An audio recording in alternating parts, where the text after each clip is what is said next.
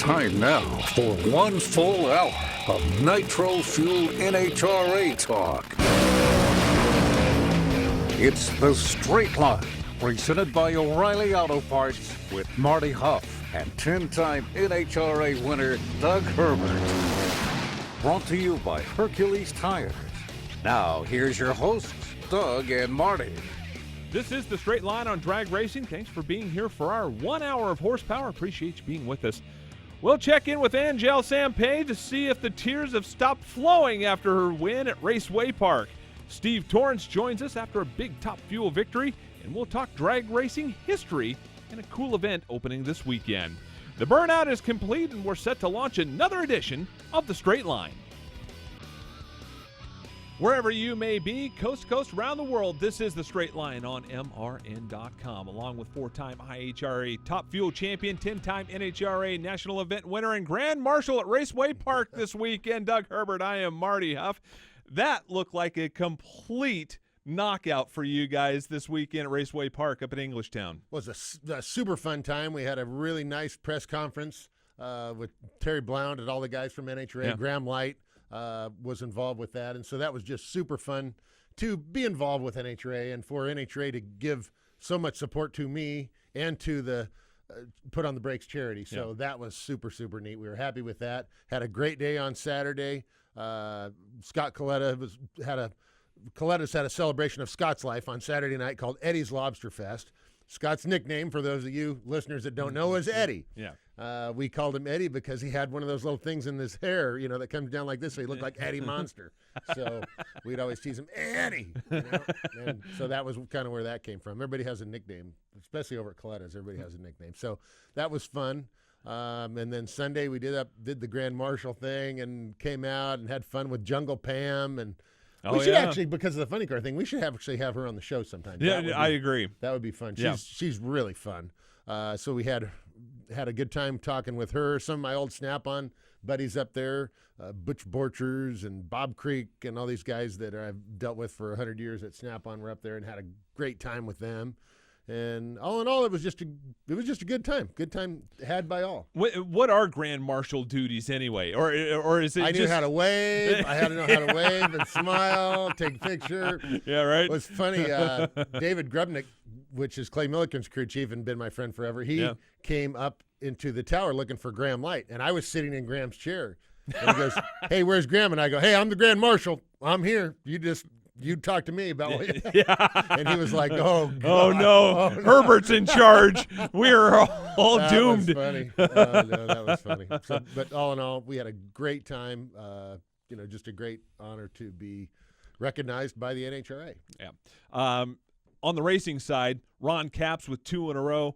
Ron Tobler has found the sweet spot in that Napa car, and he is exploiting everything in it right now. Yeah, and I had a long talk with Ron Tobler at Eddie's Lobster Fest, sat next to him, and it'd been really a long time since I'd had a chance to sit down and talk with Ron. Had a great conversation. He was telling me exactly what I told Cavs last week. He goes, "Well, I kind of found something. Now I just got to tweak it." Yeah. I mean, I knew what he was thinking, and that was exactly what he was thinking. So I'll tell you what, those guys, they've got a little bit of something right now that is going to be hard for the other guys to catch, because Tobler doesn't get lost very often, and he's and he's in a place where I think he can fine-tune that car and get a few more hundredths out of it. So as the other guys can fine-tune and get a few more hundredths out of it, he's also going to do the same thing. And then you go back to the KB Racing guys, Jason Line and Greg Anderson. Man, another final for KB Racing, another win for Greg Anderson.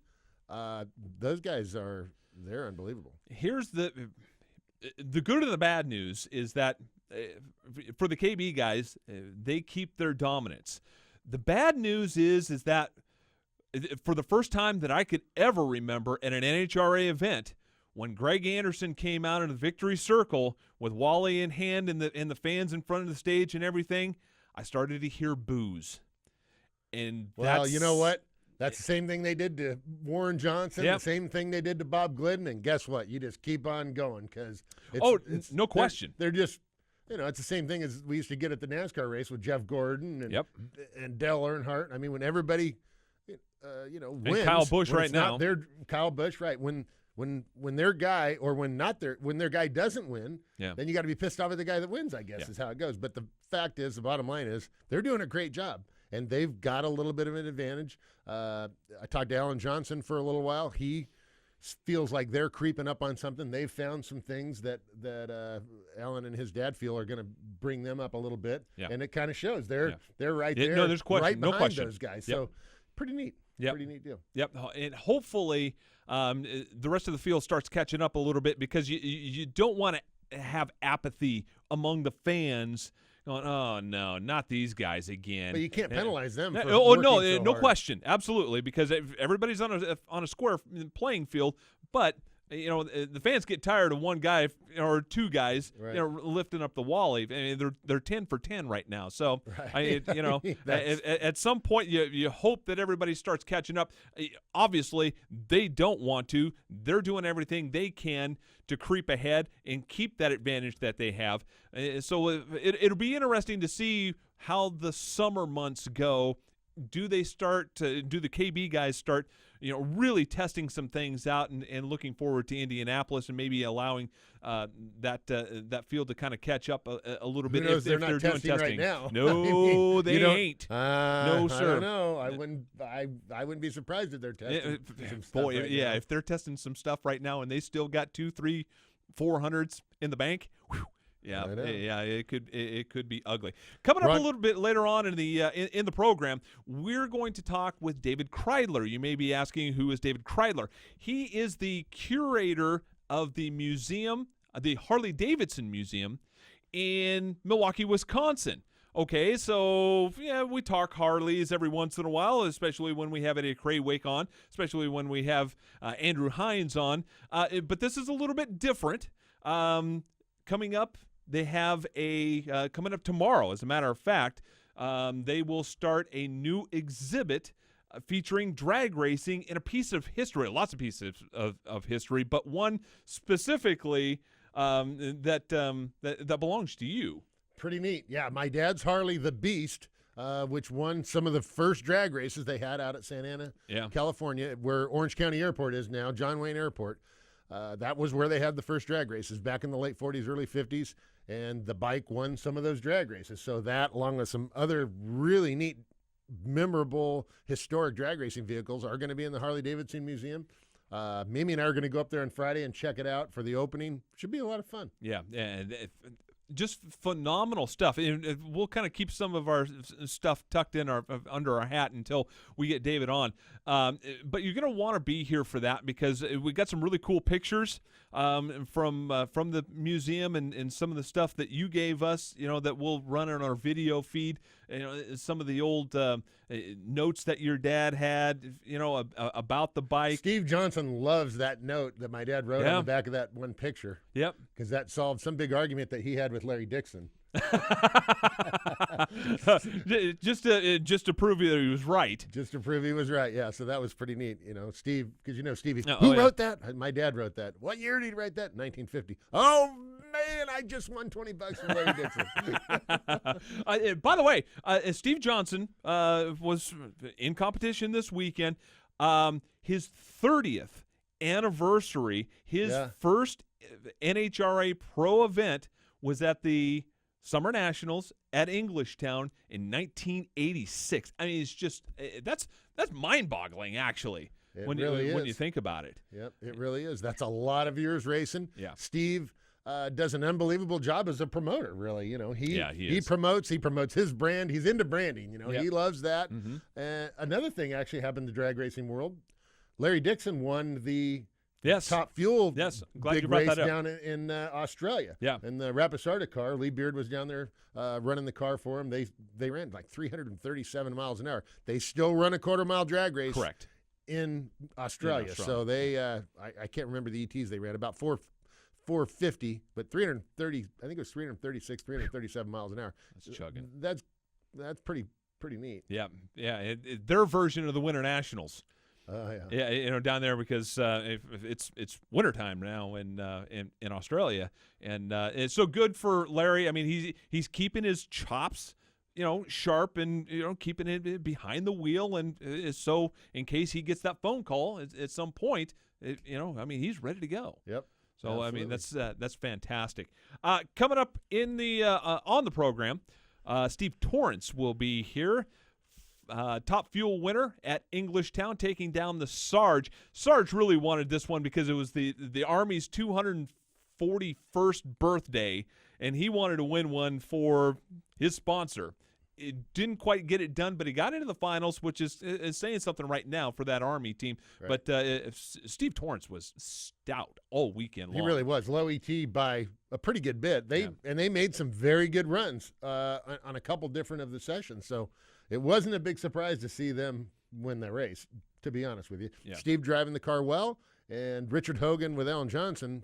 That's a pretty tough. Yeah. It's a pretty tough stout combination. Yep. There's not a lot of things they're missing over there. Nope. So we'll talk with Steve a little bit about that, as well as Angelle. Angelle getting her first win in a long time. We'll have her on the show and talk to her a little bit. I was in Atlanta when she was on the pole at Atlanta, and she was to tears just getting a pole.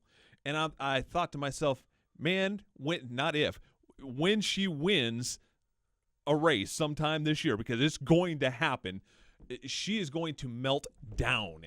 And she did. It was fantastic. I mean, the emotion, the raw emotion that she shows, there's nobody that wants to win more than her. And she just happens to wear it on her sleeve. Right. I mean, and I was watching her on the bike, though, in the staging lanes before they were running, and I talked to her for a minute, and then I just kind of stood back, and I was watching everybody and checking out what they're doing pre-race, and, Steve Johnson's running around like a chicken with his head cut off. All these people are doing different things. Angelle's on her bike with her helmet on, practicing leaving the starting line, and let me tell you, she did in the final round with a 002 light, so we're going to talk to her about that, but she, that's one of the things people ask me, because I led the reaction times for a long time. Yeah. Well, how do you do that? And then you get whiners. Oh, you've deep staged, you this, you that. Well, let me tell you, what I did is I focused and visualized. You visualize, because think about it. You're only racing the car you're in the car for, with the engine running for 100 seconds at a time, basically. Yeah. So that's a lot of time you're not in the car. You better be focusing on what's going on in the car so that when it happens, if it smoked the tires, if it goes sideways, when the light comes on, when you got to hit the throttle, when you got to grab the brake, all these things, you've went through every scenario in your mind, and you're just ready for it. Because driving a top fuel car, there's no time to think about it. You just got to do it. Yeah, and same thing. So getting back to the point that I was at, Angelle was on her bike, and I could see she's focused. Yep. She is on it. Yep, she definitely was, and earned her the Wally at Englishtown this weekend. Coming up, a great show. Stay with us. More on the Straight Line coming up. This is The Straight Line, brought to you by O'Reilly Auto Parts. We'll have more for you right after this.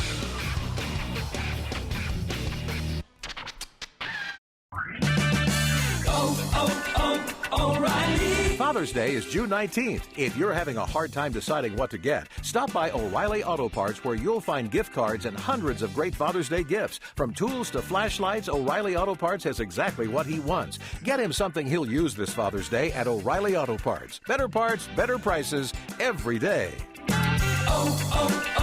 O'Reilly Auto Parts.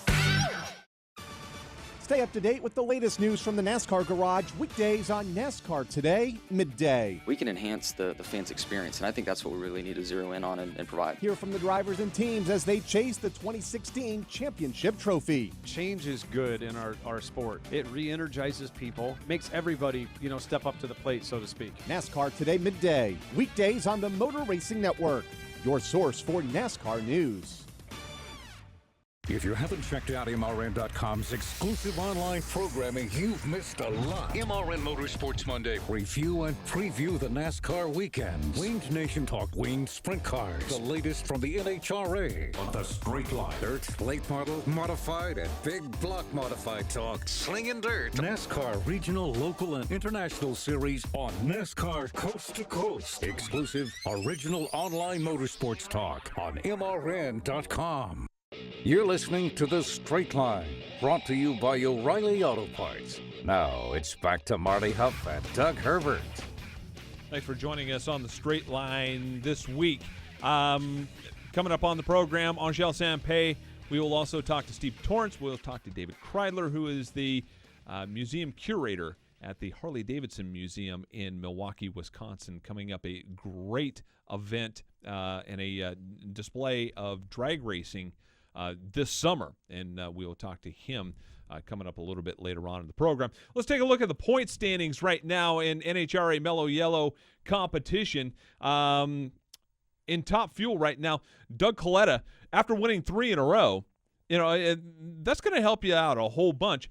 But you would think, man, if a guy wins 3 in a row or a girl wins 3 in a row, they're going to be way out there. Not the case right now. Antron Brown with just 49 back, and Steve Torrence just 65 back. Yep. And then after that, well, you can't struggle too much. They kind of struggled a little bit over there in Englishtown, and yep. the other guy, you see what happened on the points. Yep, and so Doug and Steve and Brittany all right there. Tony Schumacher got a real good boost in the points this weekend with a final round appearance. They've been kind of struggling with that Army car, and I think they've kind of got that those gremlins worked out. And look out for the Sarge. And as a matter of fact, this lady at one point was sponsored by the Army as well. She's right now sponsored by Star Racing, and she's also a winner at Englishtown this weekend, at Raceway Park. Angelle Sampey, congratulations. We are so happy for you. Thank you so much. First of all, I have to apologize for my voice. I'm still sick. Oh, no. Oh, no. I figured you lose your voice from screaming and yelling. Woohoo!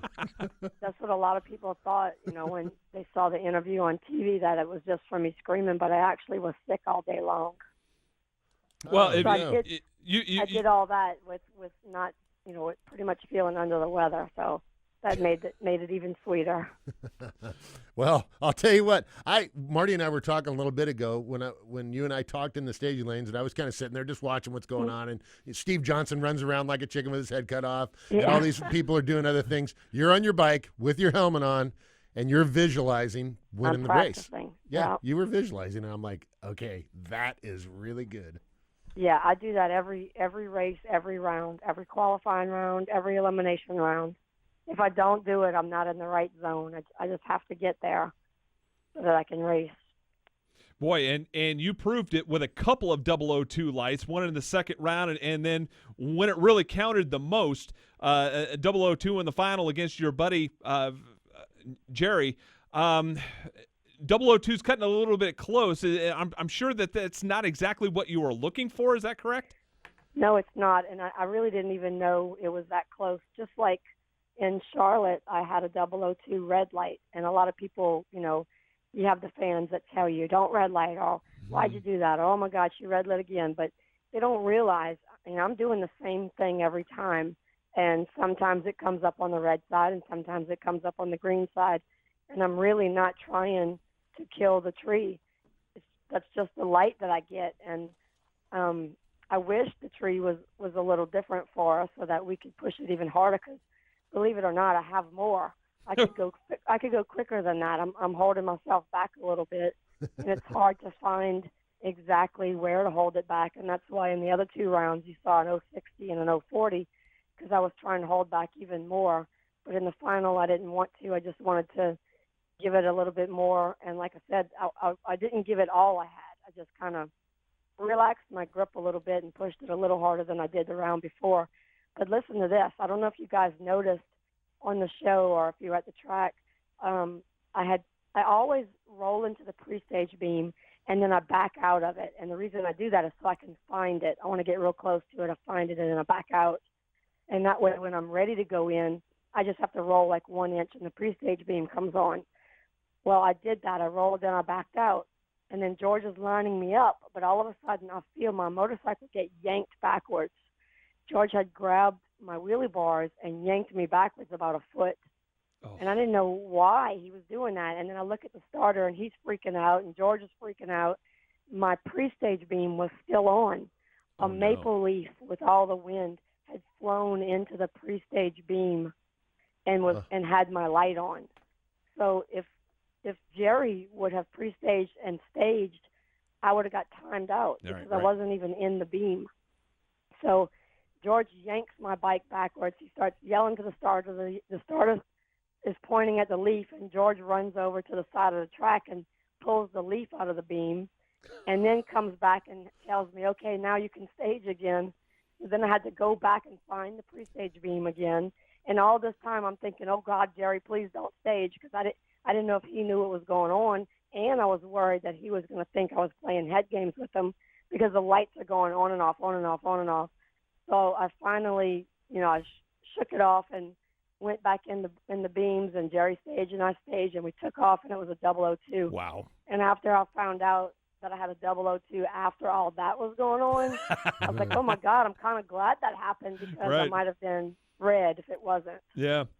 You mentioned leaves blowing around, trash was blowing around. That's because the wind on Sunday was a real factor, and wind affects you bike riders more than anybody else.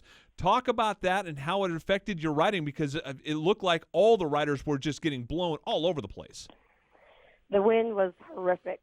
It was probably one of the worst crosswinds I've ever had to drive in.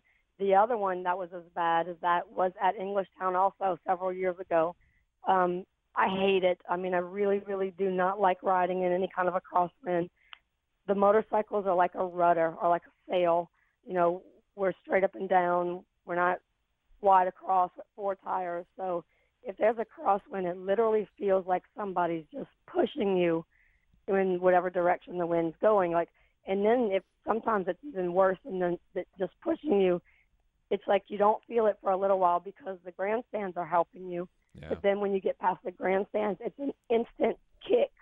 Like a bull just ran into you and starts shoving you to the side. And that's what happened to me in the third round. I was going pretty straight, and I got past the grandstands, and the wind got me so bad and started shoving me to the center line. And then I had to make a decision while, you're only on the motorcycle for 6 seconds, but here I am having to make a decision on should I hang off the motorcycle and try to fix it, or do I risk it and let it pull me to the center line and hope that I get to the finish line before I cross the line, which you'll get disqualified for. And I made a judgment call because I figured if I hang off, it's going to start scrubbing speed, because now you're not behind the windshield anymore. You're hanging off the side of the bike, and it starts slowing you down. I wasn't sure where Eddie was, but I knew that if I crossed the center line, I'd get disqualified. But I went ahead and took the chance, and I let the bike drift, and I stayed tucked.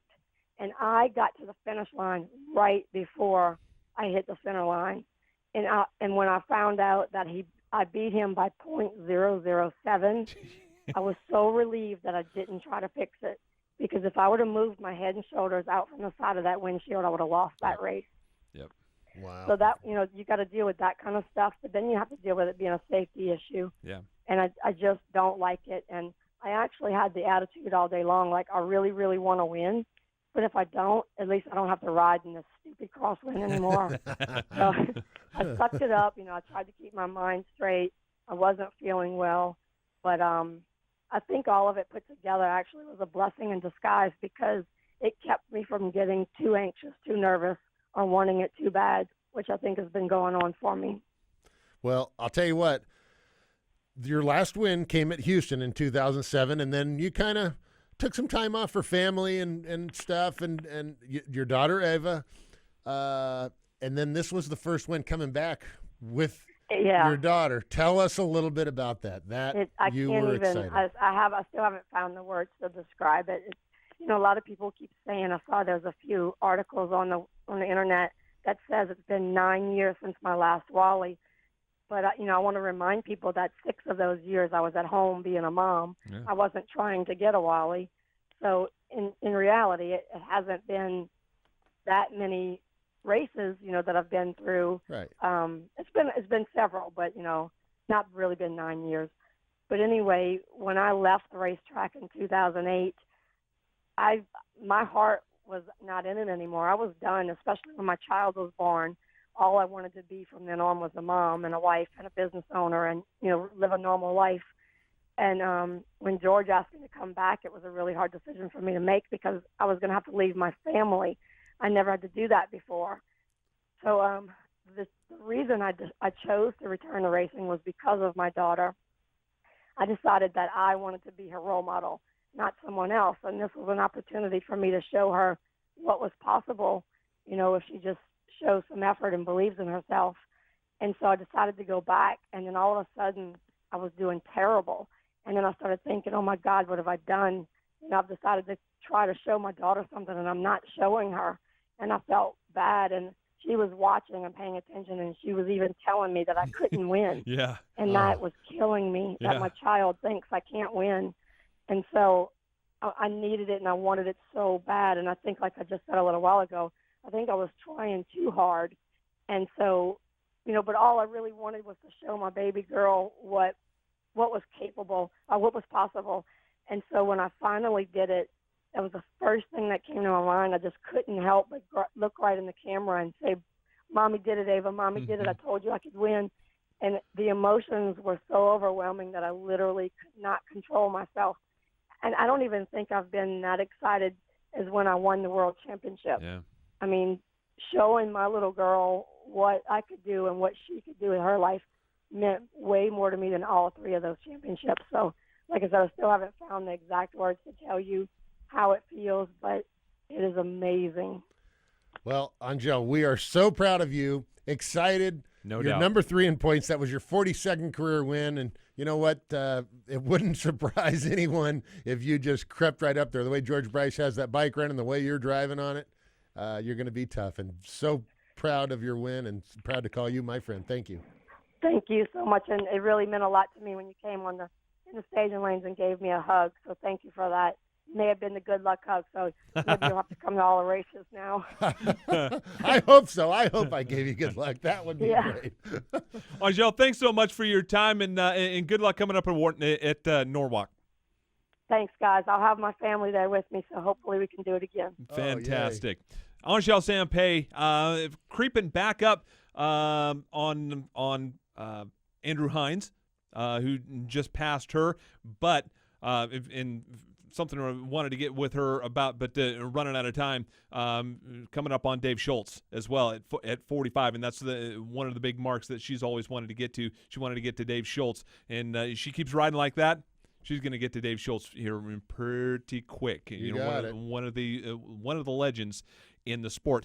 When we come back, we will talk to the winner at Raceway Park in the top fuel category. Steve Torrence will join us next. You're listening to The Straight Line, brought to you by O'Reilly Auto Parts.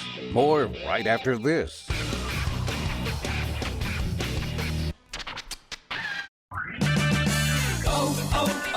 O'Reilly. Father's Day is June 19th. If you're having a hard time deciding what to get, stop by O'Reilly Auto Parts where you'll find gift cards and hundreds of great Father's Day gifts. From tools to flashlights, O'Reilly Auto Parts has exactly what he wants. Get him something he'll use this Father's Day at O'Reilly Auto Parts. Better parts, better prices, every day. O'Reilly Auto Parts. If you have a question or comment about NASCAR, Motor Racing Network has a direct line for you. It's the Fan Forum Hotline. I'm a newbie to this sport just this year, and I wanted to know. I was wondering if when they measure the length of a racetrack. Call in at 844-4-ASK-MRN. That's 844-4-ASK-MRN. Wanted to send out a big shout out and thanks for covering the race. The Fan Forum Hotline, your connection to NASCAR. Motor Racing Network has always been your source for motorsports coverage when you couldn't be at the track. Now, never miss another minute of our breathtaking coverage with the MRN app, available on your iPhone or Android device. This free app delivers all the latest news, locates nearby MRN stations, streams your favorite programs, and is your home for live Sprint Cup practice and qualifying action. Search MRN in the App Store or on Google Play. It's the Motor Racing Network at your fingertips, and it's available for free right now. It's The Straight Line, brought to you by O'Reilly Auto Parts. Now here's Marty Huff and Doug Herbert. Big thanks to Angelle Sampey for joining us on The Straight Line, and joining us right now on the telephone line is the winner of the top fuel category at Raceway Park this weekend, driver of the Capco Contractors Rio Ammunition Top Fuel Dragster. Steve Torrence joins us. Steve-O, congratulations on another great win. Hey, thanks a lot, guys. Thanks for having me on. You bet. That's what happens, man. The winners come right on here. Yeah, boy. And you pretty well wiped them out, number one qualifier, and you had the car to beat, man, over there in Englishtown. Good job. Thank you. It was a tough weekend. Car ran really good through qualifying, but race day, the track, it threw us a couple curveballs, and fortunately we were just able to come out on the better side of some pedal fest and get it done. Well, no pressure. I mean, anytime that you get behind the wheel of a Top Fuel dragster at a national event, there's always going to be some pressure. But when you show up and one of your main crew guys is from that area and probably calls E-Town, his home track, that being Bobby Lagana, there's got to be a whole lot more pressure of, from the fans and everybody else coming up and saying, hey, you got to win it for us and all this stuff. So what was the after you got there and people are starting to talk to Bobby Lagana and just trying to pump you guys up, but what was the mindset going into the weekend? You couldn't believe the amount of people that came by that were I bet. friends or family members or just supporters of the Lagana family, and those are Bobby and Dom are their family to us. I mean, they're right. Everybody on Torrence Racing is part of a family, so that, like you said, that is that added pressure to go out and perform well just for the hometown crowd. It may not be my home, but right. It's theirs, and I want to do well for them. Yep. So there was a lot of people, but there was, with that pressure was a lot of support, and those guys were pumped up through qualifying and just ecstatic. So I had a really good time. We used some of that pressure to motivate us, and that's I add that to some of our success. Absolutely. I had some time to talk to Richard Hogan a little bit and Bobby Lagana, and they were kind of telling me that the car, as good as it's running, it's just not hurting any parts. It's really happy. It's just a happy running car, and it is. That was really making those guys tickled. Yeah, I bet. It not only does it make them guys happy, it makes us happy too. We don't have that parts attrition bill coming across the desk. Right. Oil and gas is not doing that great right now, so we need to be as frugal as possible. But those guys have developed a tune-up in that race car where it's been flawless. It goes out and, it does wear stuff out, but it hasn't been damaging parts and hurting itself to run as good as it's run. We're mid to low 70s everywhere we've been, and the car just, it's happy. Like they said, it goes out, does its job, and comes back, and it's kind of like a woman. You got to take good care of it and be nice to it, and it takes care of you. And that's we've been trying to treat her good all year, and she's been good to us. And Steve, your car's not the only car that's been in the winner's circle. Your dad won Super Comp back here a couple races ago. Tell us about that, and when's your dad going to bring the Top Fuel car back out again? So proud of my dad. He drove his tail off. He won the Atlanta National in Super Comp, and had a lot of good races, but just drove really well. And it's fun for us as the Top Fuel team to go and watch and just crack up, because it's the only guy in Super Comp that's got 8 full-blown crew-shirted team guys out there. Yeah. We might put a little intimidation factor on the guy beside him, but it was unbelievable to be able to do that and then get everybody in the winner's circle picture and just share that weekend with my dad. We really would like to have an opportunity where we could double up and take an all Capco picture, but we didn't get it done there. And I don't know, we're kind of kicking around when we're going to put the schedule together for him and come out and run. Like I said, things are pretty slow in our industry, so we're being a little frugal right now, but we'll get that car out pretty quick. It's a huge benefit to get the additional data. We've been able to capitalize on our teammate, per to say, I guess, with Brittany. But when you can add another car into the mix, it's just more information, and we're racing against those Schumacher cars where they got 3 of them. So we need to get that together. I think right now our plan is Indy to bring him out, but we may do it a little sooner. Makes sense. You mentioned your kind of a team alliance, if you will, with Brittany Force. Had to race her in the semifinals, and as I understand it, there's a lot of information that's going back and forth between trailers and teams and that sort of thing. But once you meet head-to-head, then that pretty much stops at that point, right? Yeah, that stopped, and I got a good laugh out of it. I walked in the lounge and handed Richard my time slip, and he kind of looks at me with a smirk and says, "We're not giving AJ this run." and you know, it was in good humor. But we do race heads up, and you know, when it comes to that, it was time to keep all of that information to ourselves. And ultimately, we both went out and smoked the tires and just was able to come out on top. But Brittany did a great job of pedaling it. We just had a little bit more momentum. I think we knocked the tire off very, very close to the same place, maybe a little bit later than they did, and I was able to get it hooked up. But yeah, when you got that is the downside of having a teammate. When you got to come up against each other and race each other, then all that sharing and everything goes to the wayside until the next round. Yeah. Hey, Steve, you're a big outdoors guy and a supporter of the Chris Cowell Foundation. I saw the tweet they sent out, or Facebook, congratulations on you. Tell us a little bit about that, and I think that's something really neat to work with.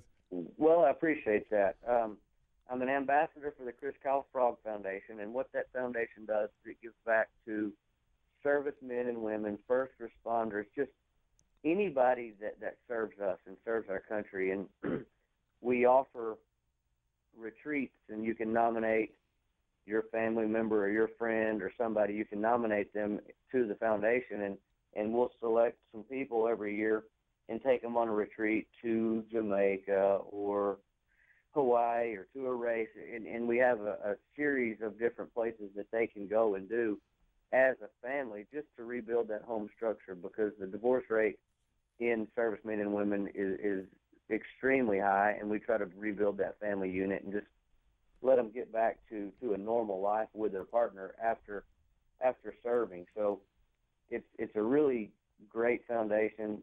Chris has been very influential in everything that Taya has been able to do, and something that I support, because Chris was a fellow Texan and you know, just did so much for our country and so much to giving back. So it's something that we support on the race car. We get no proceeds from anything. There's no monetary support from that foundation at all. It's just something that we're passionate about, and we try to give back.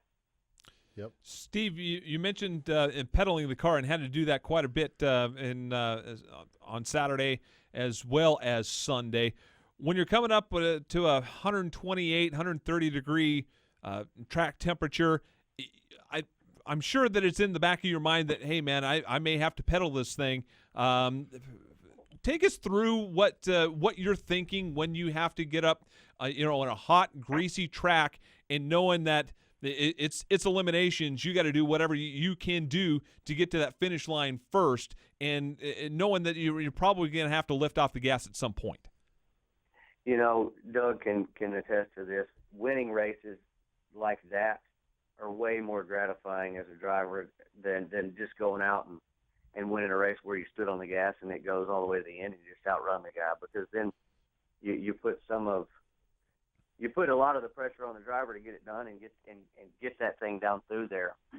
Second round, we went down the track first round, and then where we started having to pedal it, and there for a while you're thinking you're riding a bicycle, you're doing so much pedaling. But we kept watching the air. The air kept getting better on Sunday, and the track was getting hotter and worse. So you're battling that tune-up and trying to take power out of it, but still go down the track and not put holes out. And you see the cars in front of you go out and pedal it and smoke the tires. So, yeah, like you said, you have that in the back of your mind, but it's also something that, just as a driver, you gotta do. We don't get a lot of opportunities to do it, and when you do, you don't want to screw it up. And we were able to come out on the top side of things. I don't know if I did the best job of pedaling, but I did better than the guy beside me on Sunday. That's really all that matters. Good enough. So that's all that matters. But when you have a car that's run as well as ours, we haven't smoked the tires a whole bunch, and you get out of that routine pretty quick. So it was trial by fire on Sunday, but we were able to get it done, and I was proud of my guys because they gave me the best car they possibly could, and I just had to work with it. Well, Steve Torrence, congratulations on your win. It was good to see you up there at Englishtown, and hopefully we'll be having you back on the show again real soon when you win another race coming up. Hey, I look forward to it. We got some momentum going with this Capco car, and hopefully we can keep it. So I'd like to talk to you guys here in a few days if possible. Yeah, there you go. Bristol coming up for the driver of the Capco Contractors Rio Ammunition Dragster, Steve Torrence, joining us on the Straight Line. And when we return, we're going to talk about a really cool event coming up starting tomorrow and throughout the summer. That's going to be at the Harley-Davidson Museum. And the curator of the Harley-Davidson Museum, David Kreidler, will join us next. This is The Straight Line, brought to you by O'Reilly Auto Parts. More coming up right after this.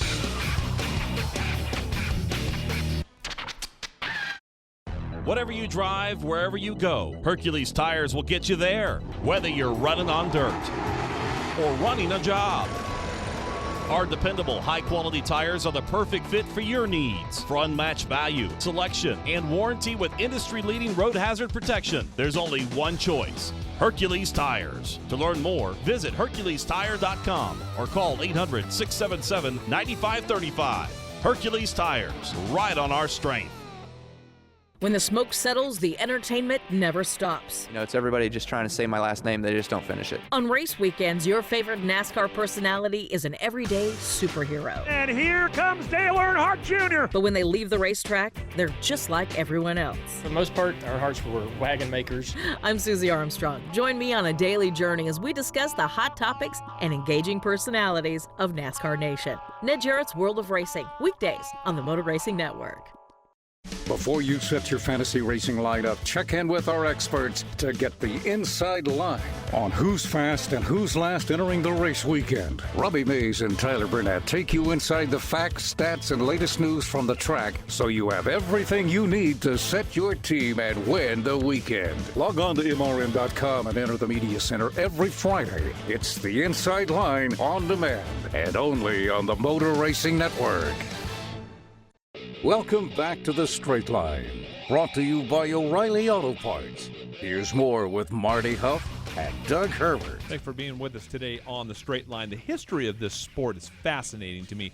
The guy to my right and his father, big part of the history of drag racing, not only NHRA, but just getting things started in the world of drag racing. A piece of Doug's history and his father's history is up in Milwaukee, Wisconsin right now, and an exhibit at the Harley-Davidson Museum coming up tomorrow and going through the summer called Drag Racing America's Fast Time will debut. And with us on the telephone line right now is the curator of the Harley-Davidson Museum, David Kreidler, joins us. David, thanks for being with us. We really appreciate your time.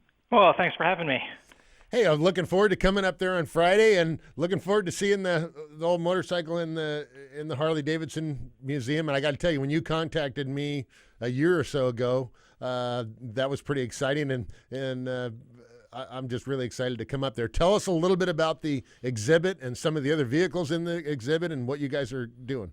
Well, the exhibit runs, it starts actually on Friday, June 17th, and then runs through Labor Day on September 5th. And we're discussing we're not going really in depth in the history, but we're really looking at the culture and some of the fascinating aspects of this sport. You know, when I first started, so I'm a relative newbie to drag racing. I didn't really have any connection with it until I started researching for this exhibit. And when we got into it, we were just, I was just blown away by the culture of the sport. Really, we're always looking for that extra hook for an exhibit. It just can't be, let's talk about, the bike engines, or let's talk about, the mechanics of the thing. It also has to be some kind of other hook there for folks that might not know anything about a sport, might not know anything about motorcycles or cars or whatnot, that keeps them interested. And drag racing had all of that. It had women racing in 1950, which is, unheard of. And then, your dad, Doug, was an amazing personality and had all those kind of guys that were kind of these mad scientists. When I was visiting you in October, you told me that story about your dad, grinding that cam by eye, and getting it so perfect just by looking at it and going, well, let's figure this out. Harvey Crane did not believe me when I told him that. What's that? Harvey Crane did not believe me when I told him, oh, yeah, my dad just ground that thing by eye. No way. There's no way. We called my dad up on the phone at that particular time, and he says, yep, that's how I did it. I just looked at that thing and a little more here and a little more there. Wow.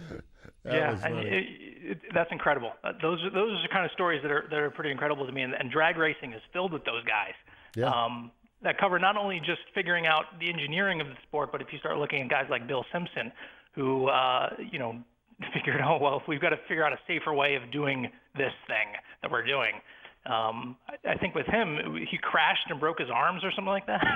That kind of inspired him to go off and start figuring out other the safety equipment that all motorsports use today. Right. And so you had these kind of mad scientists that were willing to test things out for themselves. I'm going to build this car and then I'm going to get into it, or motorcycle. I'm going to build this thing and then get onto it or into it and shoot down the track at unbelievable speeds. So it's been fun, getting into it, and we've got a lot of great vehicles here. I've been telling people that outside of Pomona, outside of the NHRA Motorsports Museum, and outside of Don Garlis Museum down in Ocala, Florida, that we're in the next best place right now for drag racing history. We've got Don Garlis' Swamp Rat 13 up here. He loaned it out to us, so it's the accident car. It's the one that exploded on him at Lines in 1970.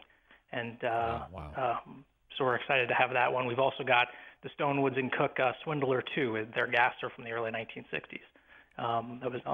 That's on loan to us.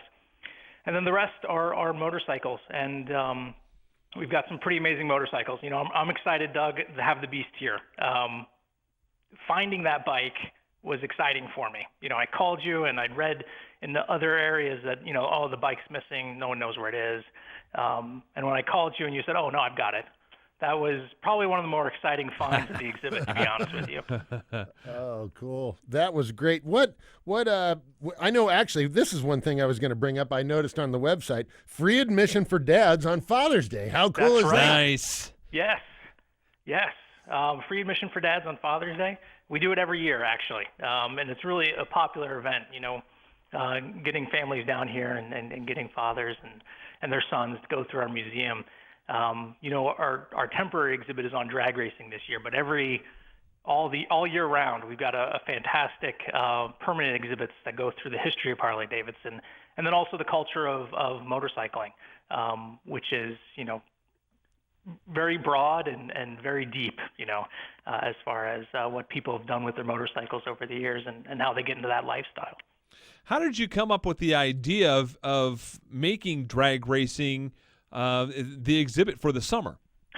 Well, we initially started out wanting to do something about speed. Well, and yeah, exactly. You found it. And when we do things here, they're always connected back to Harley-Davidson somehow. Sure. And so when we started looking at speed, we've done things as a company over the year with a lot of different types of racing, whether we're talking about flat track or land speed record attempts.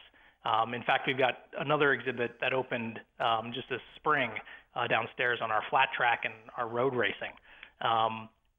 But when we started looking at the temporary exhibit, we're like, well, we want to do something with speed. We've got these land speed attempts that the company sponsored, and then I started looking at drag racing a little bit more because I came across a book by John Stein called Motorcycle Drag Racing: A History, appropriately, and he started talking about the 1950s, started talking about, one of those guys was your dad, Chet Herbert, building these Harleys and making them go really, really fast. And I was like, well, this is interesting. And I started getting a little bit more into it and learning more about the people and learning more about the culture. And I realized, this is an excellent fit for us as a museum because, I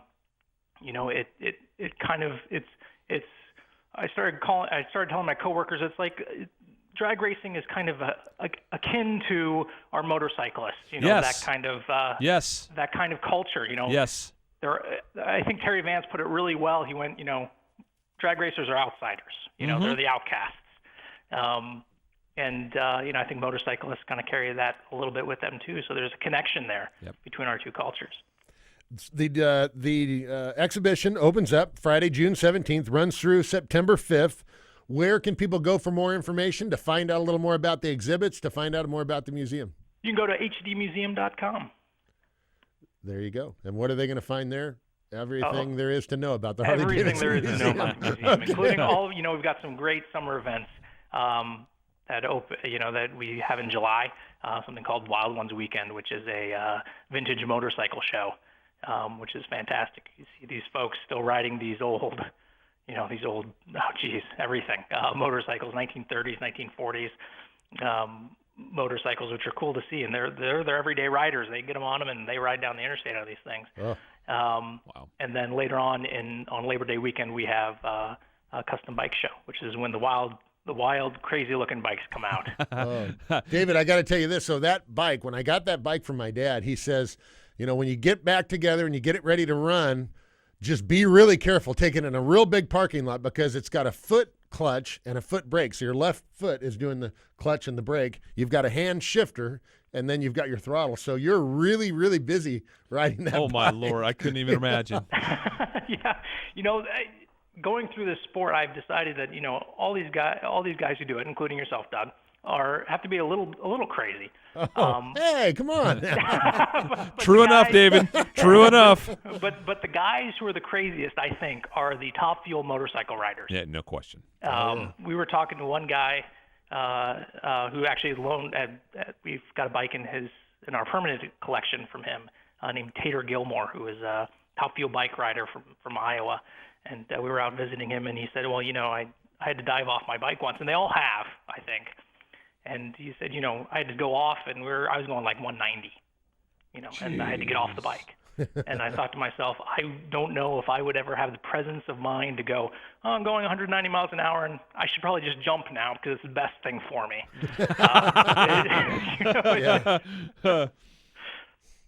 No kidding. Well, hey, we are excited about the exhibit up there at the Harley-Davidson Museum. Excited to see the Beast on display. Thanks for inviting me to be a part of that, and thank you for coming on the show today. We'll look forward to seeing you on Friday. No problem. I look forward to seeing you too, Doug. David Kreidler, he is the curator of the Harley-Davidson Museum in Milwaukee, Wisconsin, and a great exhibit coming up starting tomorrow called Drag Racing America's Fast Time. And if you check out social media, check out Doug on Twitter, on Facebook, I'm sure that you'll probably have a couple of pictures up. Oh, yeah. I guarantee you. On Friday, I'll be taking some pictures up. Yeah, exactly. Yep, you got it. All right, coming up, we'll wrap up another great edition of the show. This is The Straight Line, brought to you by O'Reilly Auto Parts. We'll have more for you right after this.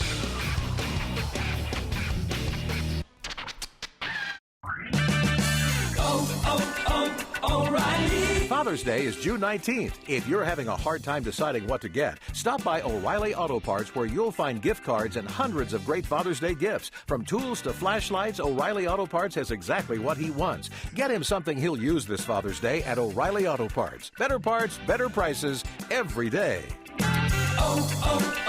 O'Reilly Auto Parts.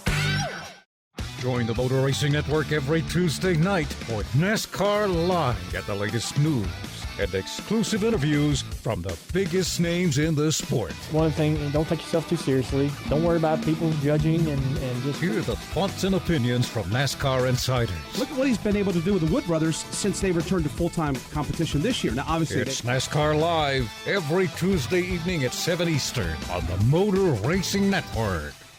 Looking to find the best place for all the latest NASCAR Sprint Cup, Xfinity, Camping World Truck, K&N, and Modified Series news? MRN.com is the place to go. Your online home for NASCAR news, opinion, podcasts, videos, race schedules, results, and statistics. Award-winning motorsports writers keep you informed and up to date on all the latest breaking NASCAR news and in-depth stories and opinion. MRN.com, your online home for all the NASCAR information you're looking for. You're listening to The Straight Line, brought to you by O'Reilly Auto Parts. Now it's back to Marty Huff and Doug Herbert. Thanks to David Kreidler for joining us on The Straight Line today. And I'm glad the Beast is going to be in public for people to see and see that extremely important part of drag racing history. I'm just blown away by it. Don Garlitz came to my shop, I don't know, 3 or 4 years ago, and he actually saw me over here at ZMAX Dragway, and he said, "Hey, I hear you've got the Beast." And yeah, I've got the Beast, and I want to come see it. And Garlitz was excited to see it, which he obviously knows more about drag racing than probably anyone. Yep.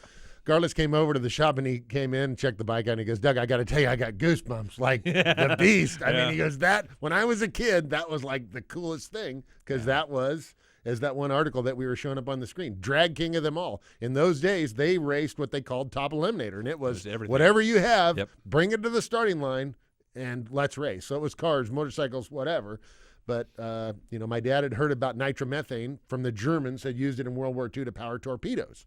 And he'd heard about all this power that it made and all this stuff, so he decided he wanted to get some. So he found some nitromethane, ran it in the bike, and was one of the first things to ever run nitromethane at the drag strip anyways. Yeah, and the rest is history, because after that, that won races, but it also transcended into so many other things, that we see today in Top Fuel. Well, he figured out a high-side fuel system. He ran roller cams. Nobody else had roller cams. Everybody had flat tappet cams. My dad thought, well, that's stupid. Roller cam's way better. I'm gonna because the Harley had a roller cam in it. So he figured out, I'm gonna put a roller cam in the race car engine. And obviously that worked out pretty good, because you can't find a single racing engine right now anywhere in any class that doesn't have a roller cam. Yeah, indeed. Then after September 5th, when the exhibit is over at the Harley Museum, then the Beast gets to go to another place where a lot of eyeballs are going to see it. Yep, the bike is going from Milwaukee out to the NHRA Museum in Pomona, California. The NHRA has Beast 3. That was the motorcycle was Beast. That was the original Beast. There's like Beast Swamp 2. Rat. I don't know what happened with Beast 2. Beast 3 and Beast 4, the NHRA Museum has at their place there. Actually, Beast 3. Beast 4 is under restoration now.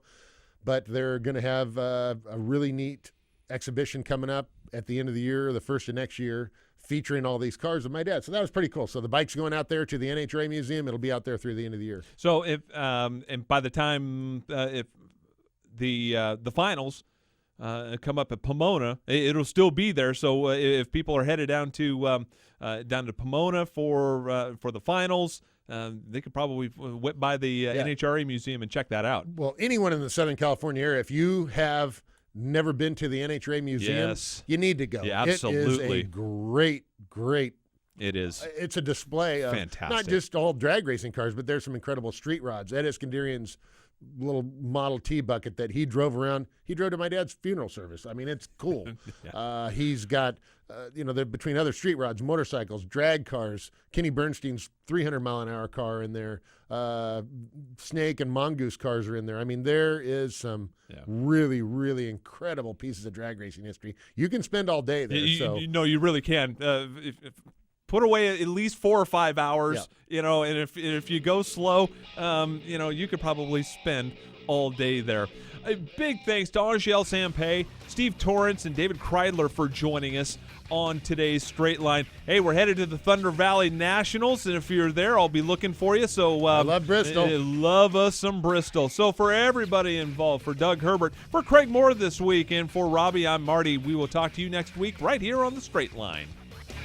You've been listening to The Straight Line, presented by O'Reilly Auto Parts. Tune in again next Thursday at noon Eastern on MotorRacingNetwork.com and the MRN app. The Straight Line is the show for drag racing fans and is brought to you by Hercules Tires. This program is also available on demand at the MRN.com Media Center, or you can download it through iTunes or Stitcher. The Straight Line is a production of the Motor Racing Network. All rights reserved.